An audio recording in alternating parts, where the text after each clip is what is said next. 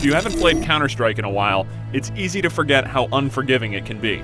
There's no regenerating health, and just one burst from an assault rifle or bullet from an AWP is enough to take you down. Valve's next entry in the franchise, Counter-Strike Global Offensive, isn't meant to be a huge step forward. This is not Counter-Strike 2, but instead a reworking of existing mechanics with a few tweaks made to map layouts, loadout options, and the visual style.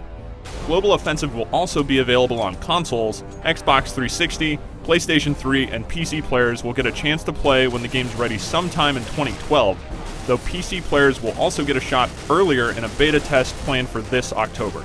The basic gameplay in Global Offensive will be familiar to any series veteran. You split into two teams, terrorist and counter-terrorist. Depending on the map, the objectives will differ. On Dust and Aztec, the terrorists need to plant a bomb at one of two designated sites, while the counter-terrorists need to stop them. There aren't any respawns or revives, so once you die, you spectate the rest of the match. Before each round begins, you purchase weapons to determine your role. There's plenty to choose from. High-powered sniper rifles, submachine guns, and assault rifles are all available.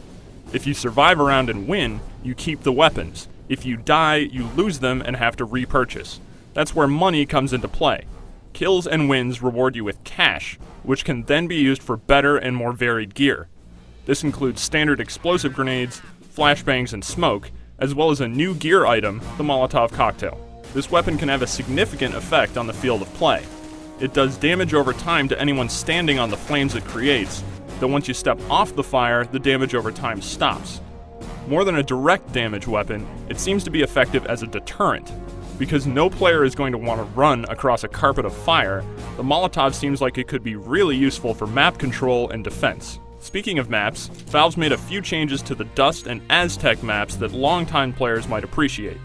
The underpass area on Dust has been widened significantly, and a new stairwell leading up from the underpass serves as a great exit point for terrorists who would previously have been pinned down by counter-terrorist snipers. Other returning maps, like Dust 2, have barely been touched aside from the new visual style, and fans can expect to see Nuke, Inferno, and Italy in the game when it launches. There's more in store too, but Valve isn't discussing it quite yet. When setting up games, Global Offensive will include a matchmaking system that drops you into 5-on-5 fights. You'll have a skill ranking, so ideally you'll be shooting players of appropriate skill levels, and bots of corresponding difficulties will be subbed in when human opponents aren't available.